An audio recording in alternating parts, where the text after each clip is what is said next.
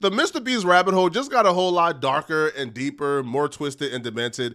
Dogpack 404 just revealed more information that solidifies, bruh. This whole Mr. Beast operation, man, is nothing but like a cesspool of delinquent degenerates, bruh. Like, it's bad. Now, in this new video, Dogpack 404 interviewed actual victims who provided evidence that's just in 4K, bruh. Like, it's evidence that you really cannot deny.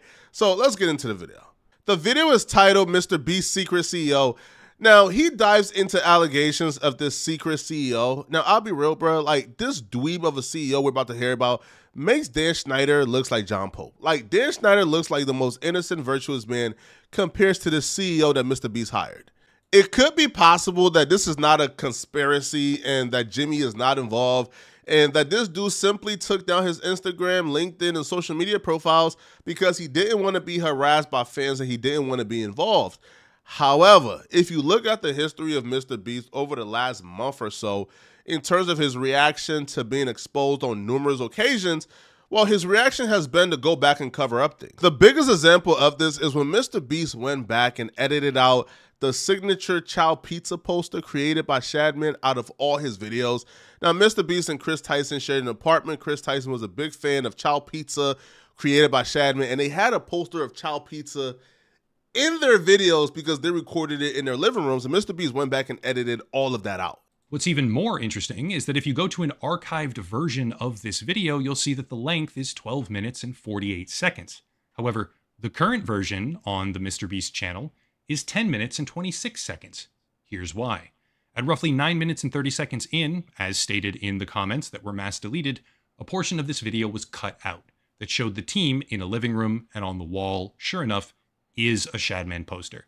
The same poster that Ava Chris Tyson bragged about making a centerpiece of the living room. Mr. Beast went back to a video from 6 years ago. He deleted an entire month of comments, as well as stealth edited a portion of the video out to hide things. The only word I can think of is cover up. Still not done. Turns out the Mr. Beast editing team has been hard at work, stealth editing many more videos. Here's another example. Donating $10,000 to random Twitch streamers.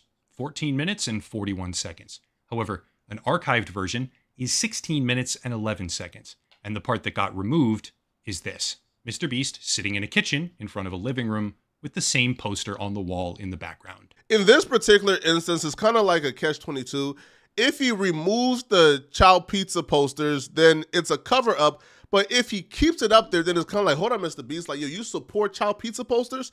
So I can understand him removing it. But what I don't understand, though, is how hypersensitive he's been with the cover-up. Because Mr. Beast would extend the edits to almost anything that could be taken out of terms. Like, for example, he did a jailhouse streams where him and his boys, you know, were going back and forth, you know, just joking on each other. They were saying things like, oh, I could never go to jail. Chris, could you ever imagine going to jail? Oh my God, jail will be so hard. Mr. Beast instructed his team to go back and edit all of that out because as of lately, you know, there's been, I guess, accusations that could lead them in jail. There's been things that have been hitting towards yo, you know, things ain't all the way peachy and legal over here. Y'all belong in jail. So Mr. Beast went back and edited that out so people won't have memes to put up about it. I spent 24 hours straight in prison challenge. Current video, 13 minutes. Original video, 14 minutes and 51 seconds. What did they remove? Well, they removed a roughly 30-second section where Jimmy says to the camera, probably shouldn't break the law because being in jail sucks. And then a section where Jimmy describes how he would hate to go to jail for a few years. Also some parts about Chris's butt and how Jimmy expects to see it all over Twitter as a meme.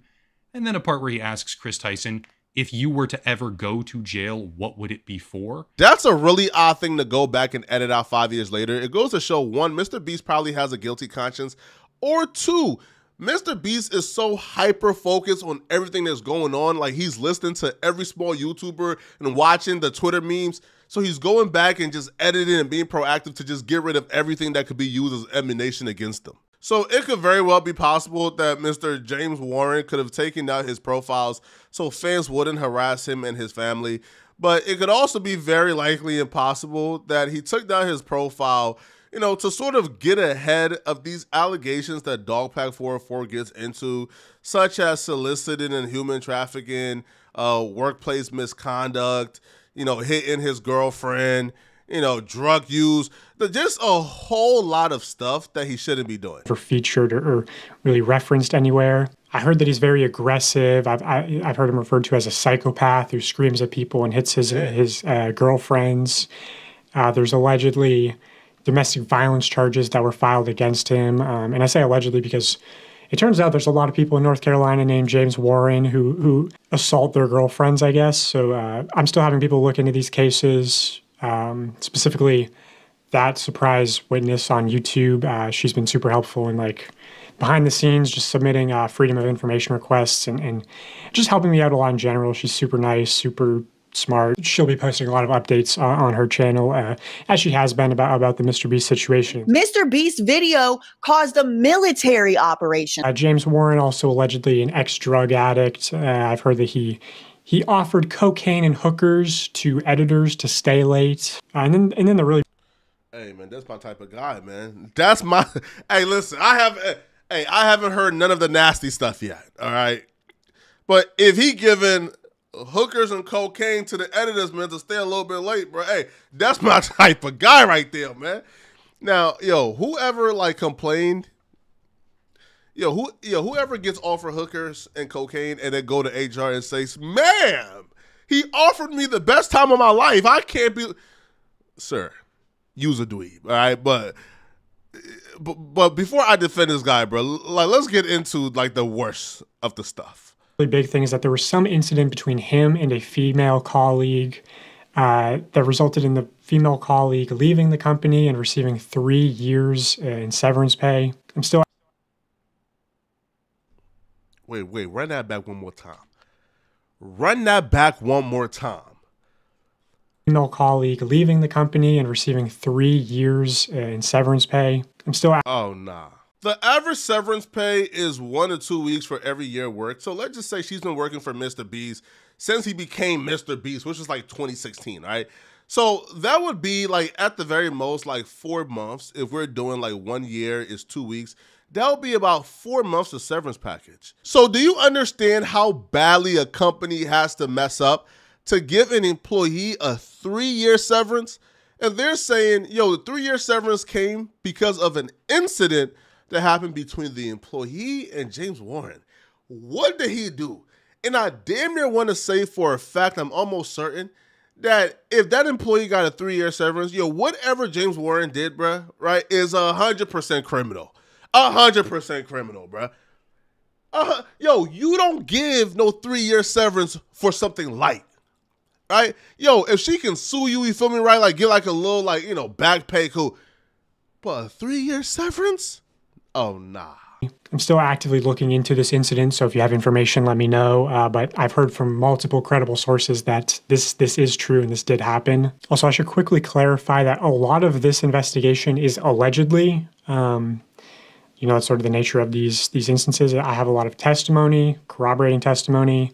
But the reason I'm publishing this is that hopefully it brings more information to light. After, the Jake Weddle interview got posted, which was all mostly testimony, people came out corroborating a story, and then ultimately Jimmy ended up apologizing and offering him $190,000, which to me I think is most likely an admission of guilt. You don't apologize for things that you didn't do. Jake and Mr. Beast has apparently despised each other for years, so it's kind of odd that Mr. Beast wants to give Jake $190,000 after Jake did a tell-all interview about him. Now, Jake Weddle is the dude who was pretty much crying and breaking down, just going through all the torturous things that Mr. Beast put him through. One of the things that stood out was during a challenge, right, the 24-hour solitary confinement challenge, Mr. Beast apparently thought the video wasn't exciting enough and then demanded that Jake hops on a treadmill and runs 11 miles, right? He runs a marathon. And after Jake hops off the treadmill, man, he was completely done. His legs gave out, his feet gave out. He was in bad physical condition and shape, and he broke down telling this story. When I got off the treadmill, the blisters I had on my feet were you wouldn't believe, just all over, just these big red. I couldn't walk. My muscles were just the lactic acid. Mr. Beast ended production of the challenge there, ended it and never posted a challenge, but they did give him $110,000 for his time spent in a solitary confinement room and for his pain and suffering. Now, he said that he felt like he deserved the full prize money, which was $300,000, and not just a fraction of it, which was very shocking because after Mr. Beast offered him the $190,000, which will complete the full prize money, he said he turned it down. He rejected it. He said he's not taking the money. So, for me, the personal apology, the person-to-person thing, there was no lawyers around. It wasn't a spectacle. There was no camera in my face. I respected that. That's how I would have wanted it to go down. But I couldn't take it. I couldn't take 100. I just couldn't take it because it's still a mechanism of the game. It's still like the rest of the prize money, and that's not what it was about. But the other consistent point I was making was when you have no money, it's not a choice, is it? So I need that money, but I don't want you guys to think that that's going to change how I feel. I don't know what I would do if $190,000 of money that essentially I earned was being offered up to me. I don't know what I would do, right? Because I do understand the perspective of it feels like a buy-off, even though it's not a buy-off because, you know, you're making it very clear you're still going to make videos about him. But still, maybe he don't want to, like, take the devil's money, man, right? Like, he don't want to really play with them demons, man. So anyway, I just wanted to get that out of the way. But what's not allegedly is that James Warren was the former COO of acquisitions of a real estate investment firm called Greenstone Ventures, LLC, which is one of the businesses listed in this indictment of his former business partner, Joshua Hutchins, who was sentenced to 10 years in prison for running a real estate Ponzi scheme. Ponzi schemes are great up until they just go bust. James Warren represented Mr. Hutchins as highly competent and capable. She continues on page 17. James Warren, the then realtor who recommended me to Hutchins, also encouraged us to work with Mr. Hutchins on trying to make it work. And we did until it became very evident as to his apparent intent of complete fraud. So James appearing to sort of try to mediate this exchange, saying, hey, give him a chance. Don't pursue him. Don't sue him. Just make it work, right? The real losses due to fraud are evident. Financially, he's devastated my retirement. I can only hope and thank the good Lord that I have a brain to be able to function and try to earn back as much as possible. The impact, over $1.3 million in real losses. These are... Where do Mr. Beast find these people? Yo, it's like Mr. Beast goes to like the cesspool and says, yo, give me the most degenerate person you have to come and work for me. Yo, the reason why this is significant is because Mr. Beast does a lot of giveaways, gambling, money challenges. And when you have somebody like James Warren who's in charge of those challenges, you know, it's probably not going to be done in an ethical way. And some may say they haven't been done in an ethical way. So to find out that like a Ponzi schemer is in charge of like your giveaways and your gambling and other like monetary videos, it's kind of like, it's nasty work, right? But we'll get back to James Warren shortly, right? Dogpack 404 transitions to another one of Mr. Beast's employees. Now on to his alleged best friend, LaCoya Hill. They both went to UNC Chapel Hill together, and they both, after graduating, got into real estate. But by 2017, LaCoya Hill was running an adult entertainment event business in San Francisco called LaCoya Hill Entertainment. Yo, this don't look like this don't look like some heteros. Nah, yo. Yo, where do Mr. Beast find these people, bruh?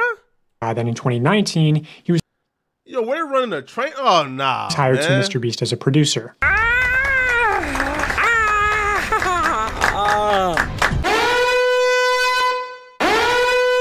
Our party evolved into this place where, you know, you have the drag queens, the muscle daddies, the bears, the twinks, the, like, posh boys. Now, I'm all for... Oh, my God, man. Where do you find it? Now, listen, man, I'm all for do what fits you, man. But can we not hire an adult film producer to produce kid entertainment? Mr. Beast is a channel for entertaining children. And he hired a producer for a homosexual adult video company to produce kid video. How is this okay? Is it, am I just the anomaly here, bro? Am I the only one who sees the issue with this, bro? And it wouldn't even matter if it was heterosexual, right? If it was boy on girl. You don't hire a corn producer to produce kid entertainment. For personal freedoms, I believe adults should be able to do whatever they want. However, I question what qualified the sort of go-go dance drag daddy of San Francisco for a job producing YouTube content for children. You know, it'd also be weird if Mr. Beast hired Johnny Sins as the janitor, I guess. It's not the real issue, though. The issue is that in late 2021, he was allegedly fired for sexually assaulting his assistant. Now, I put fired in quotation marks because he was actually quietly moved to the dubbing company, which was Unilingo at the time. Here is proof that he used the LaCoya at unilingo.tv email, links back to him, links to these photos, one of which was the profile picture for his YouTube channel. Which also, after my first video, his YouTube channel mysteriously got deleted. And at some point, his Twitter also got deleted. I don't know if that's when he sexually assaulted his assistant. I don't know if that's after my first video got posted. Either way. Nasty, man. Yo, and the fact isn't that Mr. Beast... even though Mr. Beast hiring this dude is horrible, what's even more horrible, bro, is you finding out that this deviant, right? It's like, surprise, surprise. A sexual deviant came to the workplace and did some deviant activities and, and essayed one of your employees, and he got a promotion. He got moved to the new dub company that had a lot of room for growth. Booty Call Wednesdays are canceled. He was actually brought back to Mr. Beast in 2023 after sexually assaulting his assistant prior and promoted to Chief Financial Officer, which is how I personally was introduced to him. Here's some evidence from the internal Slack channel at Mr. Beast showing LaCoya Hill acting in some COO capacity, saying there's news reporters outside, do not engage with them. This was shortly after the Time magazine article came out. So here I have a document showing testimony from former Mr. Beast employees talking about LaCoya Hill. When I say verified former Mr. Beast employee, I had them send some form of proof. I know who some of these people are. They just want to remain anonymous, but I'm willing to share this with an independent third party if it needs to happen. Personally, I don't think Mr. Beast is going to deny sort of this LaCoya Hill story that I'm going to show you. But here's the first testimony, and I'll say this person is especially credible in my opinion. I asked them, did you see or hear of any sexual misconduct at the company? They say, yes, LaCoya Hill, the current COO. In 2021, he had an assistant named victim's name. I heard LaCoya acted very inappropriately with victim, booking hotel rooms with only one bed, walking around in his underwear, having victim come to his house and showing him his sex toy collection. Just in general, LaCoya made victim uncomfortable. Victim started complaining to higher-ups and a report got written. LaCoya was put on paid leave for like a month. Then Mr. Beast moved him to the dubbing company, and he was hired back in 2023 and was promoted to COO, even though Jimmy, James, and Sue 100% know his history. Also, I heard that when victim was let go, he was given $30,000 in severance. How the victim? What?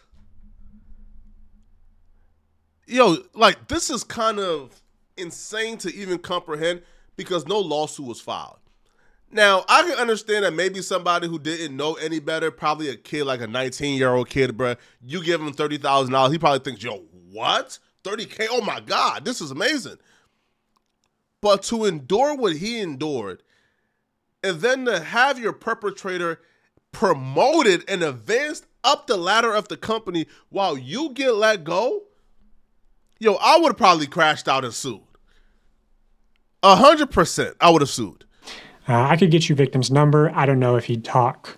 I respond, yeah, that'd be great. Also, is there proof he moved to the dubbing company? I could look. It was the original dubbing company called Unilingo. Mr. Beast practically forced them to hire LaCoya, and then they poached Unilingo's employees and copied their whole business and created Creator Global. Verified employee number 2. Asked them the same question, have you heard of any sexual misconduct at the company? They say, yes. I don't know how to spell the name, but LaCoya, something like that. He was brought in last year after having not worked there for a year or so at a very high level. I respond, LaCoya Hill. They say the reason he had been asked to leave previously is that he had sexually harassed someone that still worked at the company when he was brought back. Yes, LaCoya Hill. But they brought him back knowing he had sexually harassed an employee previously. And people often talk about LaCoya making them very uncomfortable on shoots. I verified employee number 3. I'm looking into more accusations of sexual misconduct at the company, wondering if there's anything you could corroborate. Have you heard of anything about LaCoya Hill? They respond, the old gay guy who likes to bang 18-year-old straight employees. Yeah, I've heard of him. Anything not? That's even more sick. Oh, can you? Oh my God. Imagine how sick that is, yo. An 18-year-old kid who probably is a big fan of Mr. Beast gets his first shot to work at a Mr. Beast company. But his first chance working at a Mr. Beast company, here comes this sick, delinquent, deviant, POS old man who is in a position of power, who is probably up there. He's the COO now. So he's like 3rd or 4th in command at the company. That guy starts preying on you, right? Y'all have to travel as a crew. So he booked you and him to share the same hotel room, but only one bed. You got to sleep in the same bed as him. Facts! Well, no, that was by accident. All right, that was by accident, not facts. It's wrong, right? He asked you to come to his house for some business stuff to show you egg toys when you get there.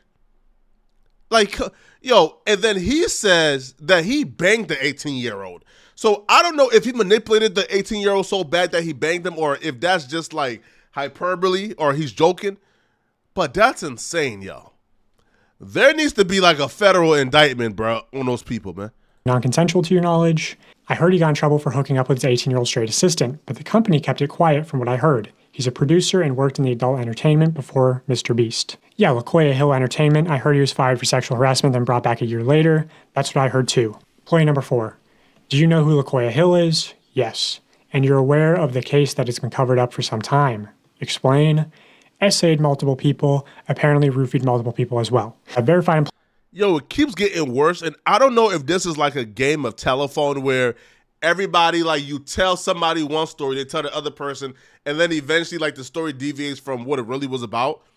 I hope this is a game of telephone, and I hope this isn't what really happened, yo.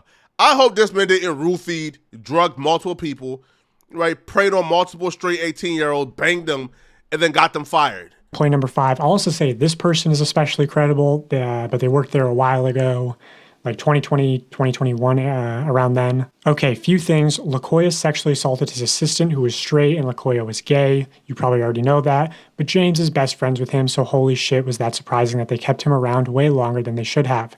There were reports of him making the assistant sleep in the same room/bed with him on trips, touching him inappropriately, and dangling his job in front of him. Employee number 6, did you hear anything about LaCoya Hill? I heard that incident happened. I heard they let him go, and I heard they brought him back and just put him in a different department. And I don't know, but I think he's working there again. Now, recently, Mr. Beast has let LaCoya Hill go. They had this sort of leaked email where they say, therefore, along with Jeff Hausenbold, our new president and COO, right? Alluding to the fact that LaCoya Hill is no longer working there. Now, I have been open. Now, mind you, that new email didn't come until after everything came out, right? So when the Chris Tyson incident was happening, Mr. Beast, not fired, but let go Chris Tyson or severed their relationship, right? Because apparently Chris Tyson owns some type of ownership in Mr. Beast. So who knows, right? But that email was recently, right? The email was quote unquote leaked, but it was just Mr. Beast sending it directly to Drama Alert for them to post it. But yeah, so that email came after the Dog Pack 404 second video. Or first video. One of the two. All right, so essentially, like, this isn't Mr. Beast letting him go because of the incident. He let him go because of the exposure. With Mr. Beast about the fact that I was going to cover LaCoya Hill. This is a single frame in my first video where I reference LaCoya. He's also in my Twitter header. And I've also just told people who work at Mr. Beast that they have to let LaCoya Hill go. So they did what I wanted and let him go, right? Well, just on a whim, I decided to look into the Creator Global LinkedIn, and it had gone private to where everyone just shows up as a LinkedIn member, right? But I saw this, LinkedIn member, president of Creator Global. I thought, you know what, that's a little suspicious. So I reached out to one of my connections close to Mr. Beast and I said, hey, can you look into this account for me? Because sometimes if you have connections, you can see private LinkedIn accounts. And this is what they saw. LaCoya Hill, listed as the current president at Creator Global. No work history between graduating UNC in May 2001 and becoming the president at Creator Global in 2024. Dude, this is like the three. And as we know by now, Mr. Beast is at least owner or part owner in Creator Global. So Mr. Beast, like in that whole grand email that we saw where he's telling people, hey, listen, man, we're going to make some changes. We want to make everybody feel comfortable in the company. So we're firing this guy, but then we're just going to rehire him and, you know, give him the same position or a higher position at a company that I owns, but technically he's not working at Mr. Beast. Yo, this is sickening. Yo, whenever this dude do some devious things, I'm talking about LaCoya Hill, bro. Like whenever he does some deviant things or harass somebody or manipulates or, you know, SAM, he gets a promotion. It's as if Jimmy like gets his rocks off on this, bro. Dude, this is like the 3-cup game where you got to like keep track of the pets and racists as Mr. Beast just moves them between companies. They just sort of kept moving them around. You know, like those killer whales at SeaWorld. After it kills a trainer, they'll then move it up to Seattle. They don't give them their background. Which I heard, you know, Mr. Beast or James Warren forced Unilingo to hire LaCoya as sort of part of their partnership without, you know, sending them the report on his alleged sexual misconduct at the company. I also have a voice memo from James Warren showing that they told Unilingo to process a $28,000 bonus for LaCoya, which there's definitely something suspicious going on with that. 4K, hey, buddy, bro. it's James. Sorry to be bothering you. I've done my absolute best not to bother you. But LaCoya had presented a bunch of stuff to me and Jimmy a little bit ago. All really great stuff. But he had asked me and Jimmy personally. He's like, hey, you know, can I have a $28,000 bonus for work I did in the past? And I'm like, yeah, of course, man. And the reason for that is I had brought him up to my level, and I don't take bonuses. So for like 2 years, he didn't get any bonuses when our guys were getting like crazy percentage bonuses. I need a favor. Sue cannot process this bonus through Beast. I need a solid. Can you please process a $28K bonus for LaCoya? Let me know. Bye. And then they used LaCoya to try to steal Unilingo's business, poach their employees, take their clients, and then Mr. Beast launched Creator Global, where LaCoya Hill is currently listed as the president. So that's LaCoya Hill. And that's just what I can put on the record. I will say that if Mr. Beast tries to deny this, more evidence will be brought to light, and more people will definitely come out defending me, saying, hey, this is true. These allegations are true. This is all true. Allegedly, in my opinion, for legal reasons. Okay, now let's move on to the man himself, Jimmy Donaldson. First, I'll show this testimony from another former Mr. Beast employee just to show sort of the work culture, especially from a female's perspective. She says, on my very first day, I was told to avoid being alone in a room with certain people in positions of power. At least once a week, I was subjugated to inappropriate questions and conversations. Once, a male coworker asked me what I would do if Jimmy assaulted or harassed me. On another occasion, this same coworker said it wasn't fair that women could just decide a past sexual encounter wasn't consensual. Many of the men I worked with would make assault and pedophilia jokes on a daily basis. They would scream and hit walls when they got upset. The minute any woman leaves a room, they would talk about if/how they would fuck her. I've heard men comment on female contestants' bodies many times. Not everyone behaves this way, but no one openly speaks out against it in fear of losing their job. If you complain about any of this, you'll be shamed for being too sensitive or just ignored. You can't take anything to HR either because Jimmy's mom runs it. It's pretty common for people to essentially get paid to leave and stay quiet if they make enough noise about something. There is no employee handbook, by the way. If you ask for one or what the company's policies are, they just tell you to ask them and they'll let you know if anything is against the rules. But again, there's nothing in writing, which is true. The leaked document is just the production manual. Not given to all employees. Here's another testimony. This person will go on the record. This is Jess, who accused Ava Chris Tyson of sexual assault. I think her case has been sort of mostly ignored because she wasn't a minor when it happened. But she was a Mr. Beast employee, and you can see in her evidence, in her communications with the company, the clear signs of a cover-up. You can see them like threatening her with legal action and So just was hello. I was informed by Mr. Beast's HR team that the investigation regarding my report was completed and is now being reviewed by a new outside law firm. I'm assuming like she's asking the law firm, yo, can you please let me know what that law firm is so I could check directly with them? So the person writes Mr. Beast back, sorry, not Mr. Beast, but Mr. Beast employee just back and says, a second firm is reviewing the information you share with the company. Either someone from the company or counsel with the second firm will reach out to you as may be needed. I would also like to remind you of the post-employment obligation you owe to the company, including those set forth in a transition agreement between you and the company. Thank you and take care. So essentially, like subtly threatening her, like not to, go public with this or to be quiet, or else they're gonna, sue her. Emails and saying like, oh, we're going to have a law firm investigate this. Well, they had one firm do an internal investigation, McGuire Woods LLP, the same law firm that sent me my first cease and desist. But then they hired, I guess, Harvey Weinstein's legal team, allegedly, to re-review everything. So I guess they weren't happy with the results of the first internal investigation. Also, yeah, this new law firm, Quinn Emanuel, Mr. Beast has worked with them previously, allegedly, to internally investigate LaCoya Hill's sexual misconduct. Oh, wow. So why don't you make that report public, Jimmy? Anyway, here's Jess's testimony. I only hung out with Jimmy a handful of times, but he definitely was a little more reserved around me because I wasn't a part of his inner circle, or the boys club as it's called.